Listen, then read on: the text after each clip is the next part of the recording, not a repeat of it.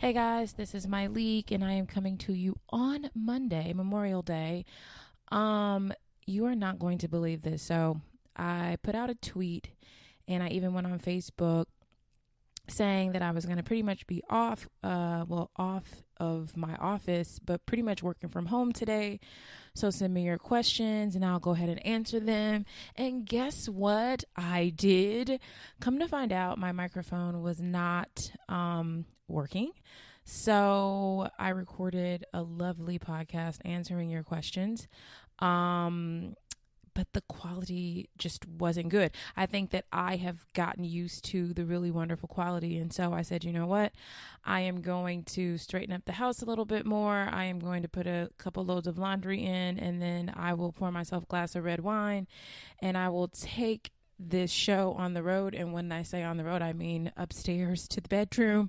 And I will just podcast from here, kind of just winding down for the night. I hope you guys had a really lovely and relaxing weekend whenever you decide to listen to this. But I got some really great questions today, and I really wanted to go ahead and record this again because I had such a good time answering the questions. Before I get into the questions tonight, mytachi.com is the website. If I got some questions today about like my organizational method. If you go to my website, mytachi.com, I've got the journals that will the first journal, Learn More to Earn More, will show you my organizing method. And then the second journal is This Is My Year. It can become your year at any time. So don't ever forget that. And there's just tips to like kickstart. So, the summer is coming and maybe you didn't have the best first 6 months of the year, but you know what? June 1, you got the rest of the year to bust it out. So we're at the halfway point now. Anyway, if you want to ask me questions, you can send me an email to mytaughtyou@gmail.com. Or you can go to my website. There's a tab that says Ask Me Anything, and you can literally ask me anything. So without further ado, I'm going to get into tonight's question coming from Tamika Lowe. Hey, Tamika. Tamika says, Hi, my leak. I would like to hear you discuss what else you want out of life. You appear to have a very successful career that you love. Although I'm not 100% sure, you appear to be financially stable. You appear to be in a healthy relationship with a man that shares the same or similar views. Therapy has been beneficial for you, etc. What else would you like to accomplish? And so I just want to start off by saying thank you for the way that you really worded that, because as it stands, most of us, we know each other by way of social media, meaning that's how you know me, and that's how I, quote unquote, know many of you based on your comments, based on, the photos that you tag me in. But other than that, all we see is just about, a 1-minute video, 15-second snippet, or just a photo, and we're left to sort of assume that someone is doing well in their lives. And so I really appreciated that you kind of said appear to be, because sometimes I've gotten messages, I'm so happy to see you in a loving relationship, when I would like post a picture from just like going on a date, and I'm like, girl, I have not found love, trust me. But I will say for, this point in my life, I do feel like I have a very successful career, but I felt that way, probably, I'm 37. I have felt that way for over a decade. Because I have always taken jobs that I love. So when you love your job, when you love what you do, I felt like I had succeeded, because so many people I felt were sort of doing things that they liked and they kind of liked their job, meaning, every day is not going to be a holiday when you're working, and you're not going to love every single task. But I just felt really happy and blessed and successful just doing what I like. So I feel I do agree with you on that.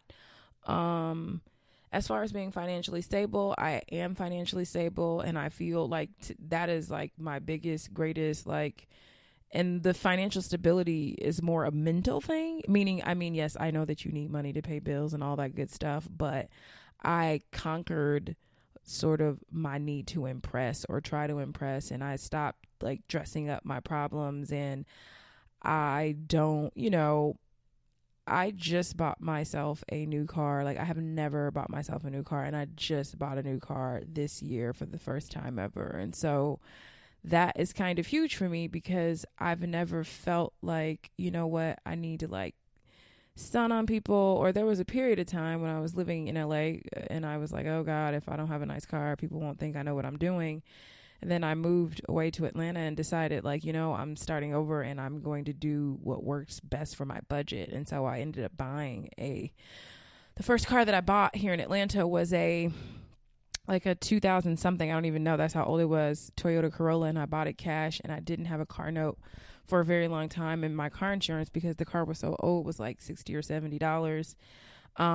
And I feel like at that point I became financially stable because I didn't have a car note, and I was able to enjoy my money and enjoy sort of financial freedom, and not this stress of like every time something comes, I have no money left over.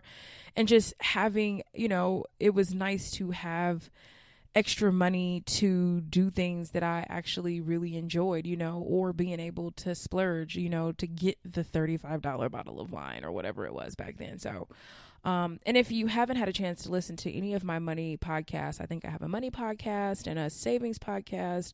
I share a lot of my tips on how I got there.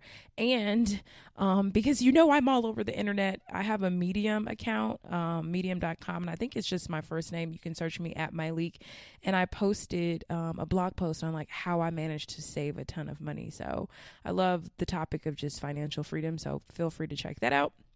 But yes, I am financially stable, and I appear to be in a healthy relationship with the man that shares the same or similar views. I also am in a very healthy relationship with someone that I'm completely compatible with, which is like probably the biggest feat. But as far as the relationship, my feelings on that are I have often struggled with the glamorization. Is that a word, guys? Glamorizing. People glamorizing relationships or glamorizing people in relationships, because I remember, you know, there was a time where I had succeeded, you know, and I had accomplished quite a bit, but like because I wasn't in a relationship, it was like hard for people to process, you know, you don't get the stamp until a man validates you from the outside world. Typically, socially, that's kind of what happens. And so I'm always careful, very, very careful to try to like say, and I've posted this, that like, I don't think that getting married is an accomplishment. Don't beat me up for this. But I just think that, you know, it's finding someone that agrees to partner with you or agrees to marry with you is kind of what it is. And then I just think the personal work, is another thing. And so I think when I think about how I feel, quote unquote, accomplished about the relationship, I think about the personal work that I did for that. And obviously I'm taking you around several blocks and corners before I answer your question. But as far as like the personal work that I did, you know, I really broadened my horizons on who I thought I would partner with. Like, I think for a very long time, I had it sort of set on like what my family photos would look like and who the kind of guy that I would be with would be. And it's just like, I have learned some things. And so I'll tell you about this book that I bought that I haven't really told many people about. I think I shared this on Snapchat like very briefly one time.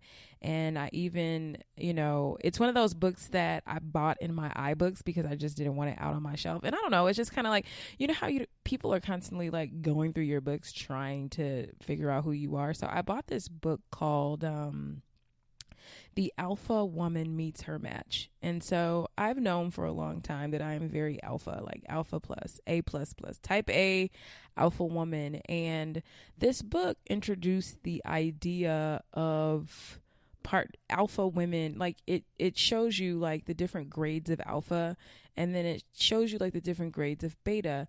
And I don't think I ever would have considered being with someone beta, because I'm like, as I'm alpha, I've always thought like I should be attracted, or I was attracted to alpha plus. And there was conflict there for me. And so this book sort of describes the various types of beta. My current boo is beta. I even asked him, I was like, do you think you're alpha? He's like, no. I was like, do you think I'm alpha? He's like, yes. So just what that kind of looks like and how you can mesh with that. And then it kind of really opened me up to different types of people. I have opened myself up to much wider age range, which this book kind of talks to you about. So widening the age range, being open to other races, obviously, for those of you that follow me, just being open to all kinds of people. And so that was one thing. And then I just decided that I was going to just say yes until I absolutely had to say no. And so before, I would get into this thing where, I would put all my other life things in front of like my personal dating life. And I would just be like, oh no, I'm not doing that. I can't, I'm too busy. And so even with my current boo, like in the beginning, I went on some dates with him. I was like, I remember he asked me out like on a school night, like a work night. And I typically don't go out after work unless, it's a work thing or like it's something I need to go to for a friend. But for the most part, I like to come home, make dinner, do a little bit more work, catch up on some reading and go to bed. Like I just really like to stay in my routine. And I was just like, okay, Miley, break your routine for a day. So I did, and I just said, I'll just keep saying yes until I just have to say no. And by doing that, I was able to get to know even more. And so, I really worked on like my old self and my sort of bad habits. And I think that's how I kind of got to that point. So yes, these are all great. And therapy has been my guiding light. Like I'm thankful for it because I feel like contentment, clarity, sanity. I just can handle things so much better. Like literally a couple weeks ago, I was so mad I didn't sleep for like 2 nights. I was very, very angry. I had to learn a very, very hard lesson, which I will probably discuss with you guys in some months, but let's just not do it tonight. And didn't sleep the first night. Didn't sleep the second night. So the third night, I'm so tired, girl, I could just like pass out. And I said, you know what, Myleik, you have to release this. Like, I know you want to fight and you want to make your point and you don't want people to feel like they've gotten over on you. But guess what? Let somebody feel like they've gotten over on you and you get your rest and you continue to go out and conquer the world and do what you do. Because guess what? Just because somebody takes advantage of you one time doesn't mean that it didn't paralyze me or stop me from doing what I do. It just means you got me that one time. But you can get me for a second, but you're not going to get me for days and days. And I'm not going to lose sleep. And I'm just going to release this. I'm going to go to sleep. And I'm going to let it go, and I'm not going to stress out about it. I basically got screwed. It is what it is. Guess what? Nobody is exempt from it. You aren't either. So that was that. But anyway, so therapy has helped me to do those things. But to answer your question, I took a very, very long-winded and very long route. But what else would I like to accomplish? I want to continue to serve. I love the idea of having this direct relationship with you where I can talk to you, you can talk to me, and we can exchange and grow. Because when I was coming along, I used to feel like there was nobody out there to help, and I'd watch what I could. I read what I could. It's, I've done and read so much, but I was like, you know what, if I figure this out and if I can get some proof, then I'm going to go ahead and share everything that I can. And while I definitely have enough stuff, one super big dream thing that I would like is a beach house. I really, really love going to the beach, and the idea of putting on my little cutoff shorts and a tank top, going out to my front porch on the beach and watching the waves or just seeing the water and just getting some work done with fresh squeezed orange juice. I know it's a very clear picture, but girl, I know exactly what I want. Definitely would love a beach house. That's a long-term goal. I'd love to be able to live abroad for a couple months a year. I love Amsterdam. If you ever get a chance, go to Amsterdam. Go in August if you can. Enjoy the canals, enjoy the people, enjoy the food, enjoy the wine, enjoy all of it. I really love Amsterdam. I'd also like to live just in in another city. I live in Atlanta now, but I like the idea of living in New Orleans for a couple months, or living in Chicago for a couple months. Living in Austin, Texas for a couple months. There are so many places that I'd love to just be able to kind of set up shop with, 14, 15 outfits and just stay there for a couple months and work from there and just enjoy these other cities, like go out on the weekends there, go to dinner there. So that's my goal, and I'm getting close. It's actually one of my 2017 goals. I'm going to try to do it next year. I'm going to try for 2 months, but I'm really going to be realistic and try to start with one, like baby steps first. So that's it. And then my final sort of like goal that I can think of at the moment, like what else do I want to do, is that I want to save enough money to retire, like to basically stop working. And so I'd like the option to quit. And I've already done the research and sat down with wealth managers at Morgan Stanley to help me, to put me on a path or a program, or give me a system. Like, they kind of know how I am. So they're like, you love goals. This is the goal. They gave me like this very detailed report that showed how I could, if I save at this rate, when I could retire for the current lifestyle that I have. And so 47, which is a decade, 10 years from now, if I could keep this up for 10 years, then I could, but we'll see. So those are some of the things I'd really like to do.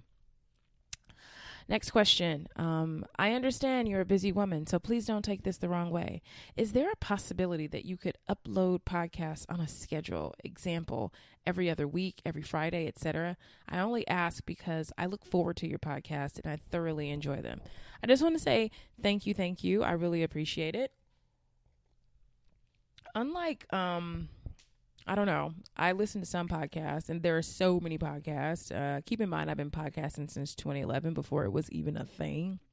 And I really started my quote unquote podcast as a way to sort of lengthen tweets, lengthen conversations, and kind of like get some things out of my head. And so I never expected for podcasts to become as popular as they have.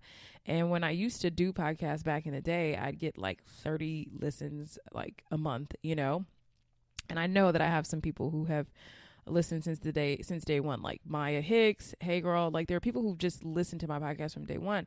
So, and it was very sort of like, it was kind of like a diary of sorts for me. And in some ways it still is, meaning like, you don't always write in the diary every single day and every single night. It's like you usually write when the spirit hits you, or something moves you, or something you really feel like you need to document. And sort of that is sort of how this is with me. And so it's like, it's my reprieve. And I have so many other pressures from my full-time job that if I had yet another pressure to like hit these, like, I'm so hard on myself. And if I didn't have anything to say one particular Friday, or if I didn't have anything that I thought was interesting, my concern is that I would lose the authenticity of doing this. So that's just giving you the super real, is that, I have to have some time, like not like Lauryn Hill time to tap into my chakras or anything. But this is one of those things that I really like to do from the heart. And so there are certain things that I have to do where I have to perform and I have to hit my deadlines, and my life is so deadline oriented. And if you follow me, you know that I use a calendar, and Monday through Friday, my life is scheduled down to the minute, and I just don't want that pressure with this at all. So I hope to start doing even more. I have some other things coming up with FreshBooks. I had a little conversation with them, so you can expect some more business stuff, but not going to be scheduled yet. Hopefully one day soon. Maybe one day when I can get my business to a point where I am just kind of there giving, top level guidance, but I'm too enmeshed in the day-to-day for now. Next question. I've been trying to date, but I'm having confidence issues. I feel like I'm a cool girl, Problem is, I'm a university graduate and still haven't found work in my field, the health field, but in customer service. The guy I'm interested in may be turned off by this. Is this enough reason to give dating a backseat? So my first, thing that I'm going to say to you is stop making up shit.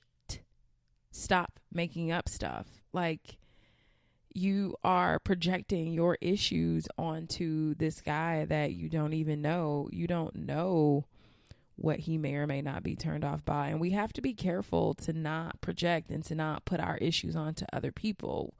The only way for you to find out whether or not he is to first find out if he's even interested in you.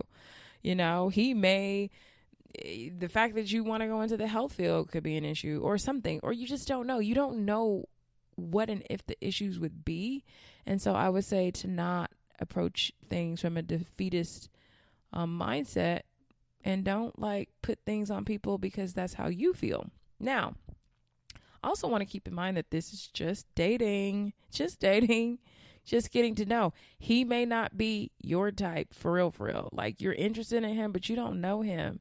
So don't, I just feel like so often you're interested in someone doesn't mean this is going to be your husband or your boyfriend or whoever. It just means you found someone that has piqued your curiosity and you want to find out more about them. And so find out more.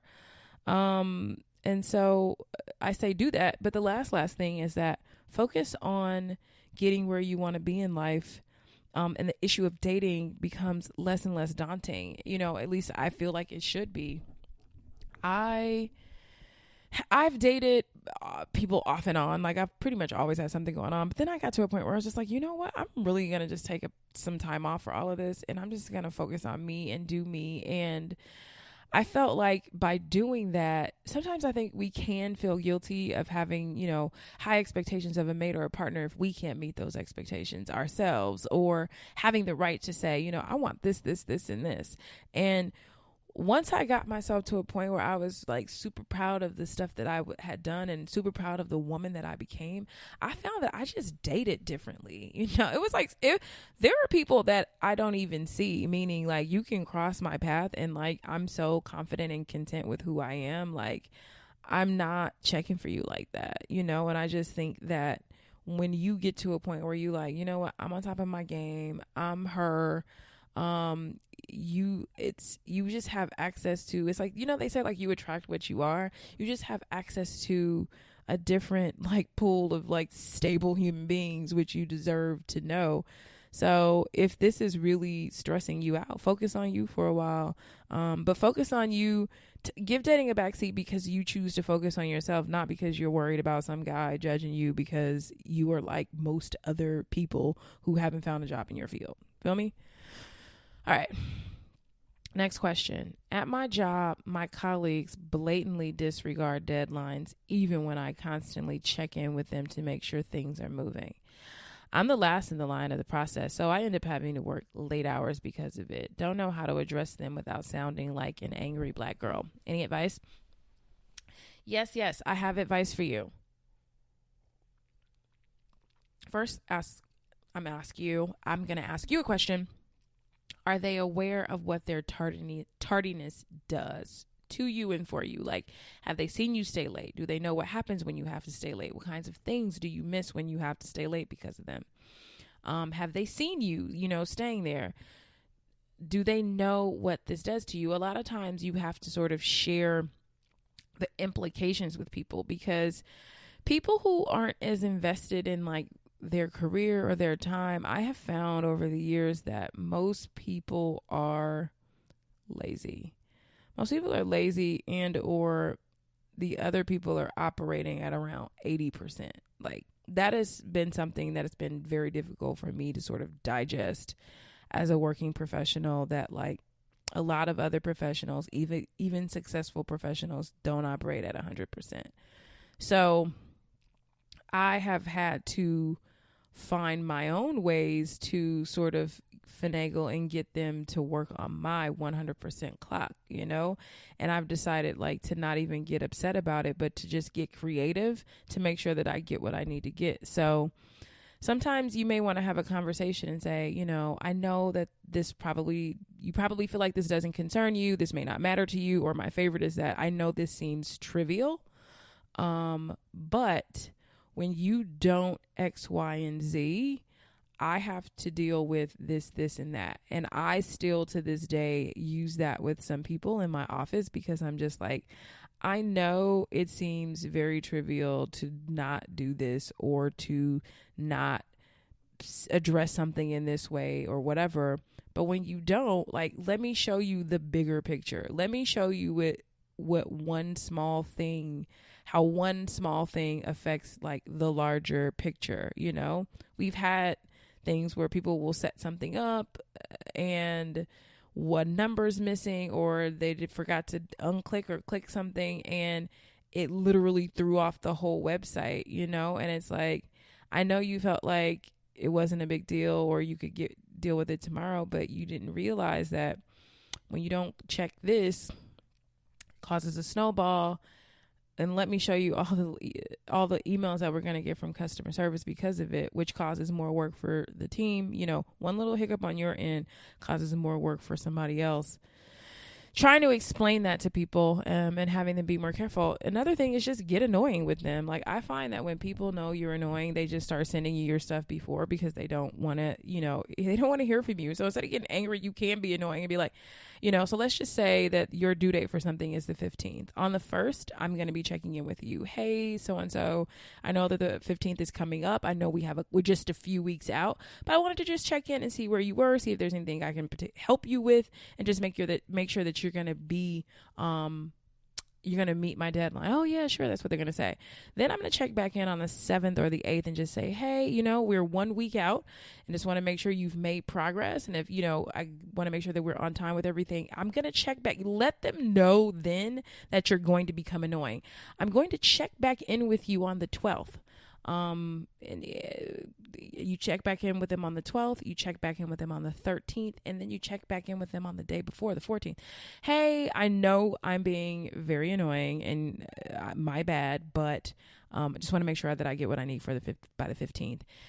This helps you. Like, don't worry, like, don't try to change people. Just get creative and figure out how to get what you want.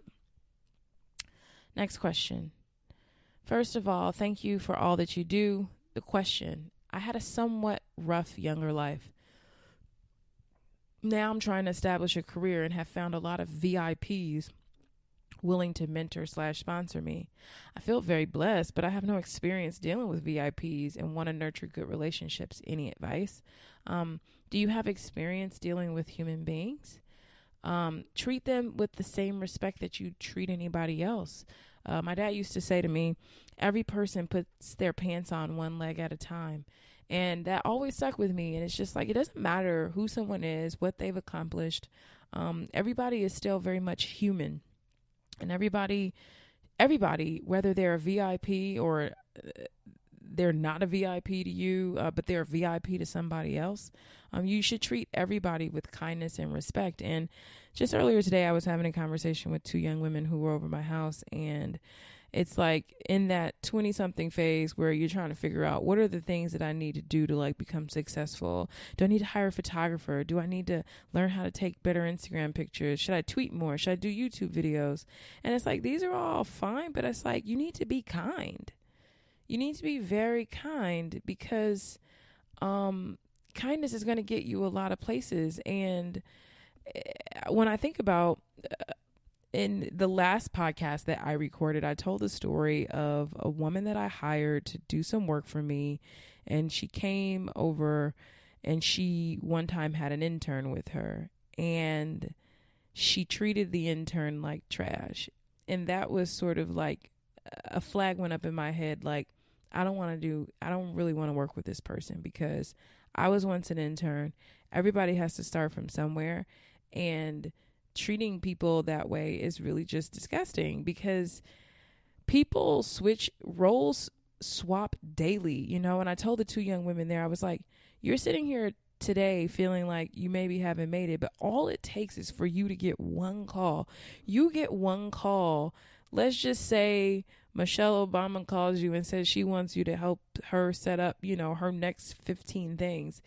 You just went from, not being known to being known. And now you have a more important position. Guess who I want you to remember was kind to you and respected you. You know what I mean? It's me. And so, I remember she threw, it wasn't threw something at the intern, but instead of just handing it to her, she tossed it. And I was like, that is so disrespectful. I'm so not into that. So you have to treat everyone kind. Everybody is a VIP. Just have that attitude and you will succeed. Everybody is a VIP. Okay. Next question. Hi, Myleik. Hello. I have been a stick to the book, always do everything right, all around responsible girl all my life. I currently have 3 degrees. You go, girl. My last master's was in education. After having my daughter, I wanted a career that left me flexibility to be with her. With that being said, while I love education, it's just not my passion. I have always dreamed quietly to myself of entering the beauty industry, skincare to be exact. The issue is, aside from my own research, I don't know much about the industry. I come from a time when internships was the way to go, but at this stage in the game, am I too old? Are internships the only way to break through an industry? Thank you for the advice you provide to a community for women like ourselves. You're so very welcome, and thank you for being a part of the community. I enjoy being a part of this community, but answer that I have for you earlier today is that we are in the information age, and there are classes and programs and books and articles and all of that. And so my suggestion would be to find some of the companies that you absolutely love and admire and start figuring out who started these companies and start figuring out if they have books, if there's articles. You can figure out how they did it. And I don't know if you know, but there's a company that I work for called Curlbox, and there's this series that we do called Curlbox TV. And Curlbox TV, I interviewed tons and tons of entrepreneurs and women who have gotten into the beauty space. And I don't know if any of them interned. In fact, I think that I may have been the only person who actually interned in the beauty industry. And so I think about Miss Lisa Price, who I just absolutely adore. And I've sat down with her on multiple occasions. I even shared an Uber with her before. That's the last time I saw her, was we shared an Uber from a hair show. And she started with one thing, you know what I mean? She started with one thing, and then she made another, and then she made another. And that's kind of what you should do. Courtney of The Main Choice, she started with one thing, her hair vitamins. Monique of Mielle Organics, she started with one thing. And it's just figure out what's your dynamic skincare product, and you just go from there. There's trial by fire. You have to get out there and you have to learn from your mistakes. But most people who have succeeded learned by doing. So I would just say start with one thing and then start to do another. Hopefully that helps. My last question, which I get all the time. So my answer continues and remains the same. My question is, should you employ friends and or family? I have a small business which is taking off, smiley face. I love that. Congratulations. I have a friend and a family member who are both qualified for a position as a therapist within my company. However, I'm concerned about mixing friends and family and business. What do you think? I think the answer is no. You answered your own question when you said, I'm concerned with mixing friends, family, and business. They don't go well. It's just not a good cocktail. And I'll tell you why. It's just, I have had that boundary for myself, and I have loved and appreciated, and it just helps you when there are times when you're going to have some tough conversations, in that you will have to do that with everybody. You will never go through, employing people and not have to have some kind of conversation. And it's hard enough to do it with someone who's not your friend and not your family member, and just adding that extra layer is just no good. And you think about all the stuff that that you may just put off because you don't want to have to deal with it. And I just say, no, it's like, if you value your friendship and you value your family, keep the business separate and there are some other amazingly qualified therapists out there that will take your company to the next level. Thank you guys so much. I will be back with my next business podcast very soon, but I just wanted to holler at y'all today. Hope you had a good one. Bye.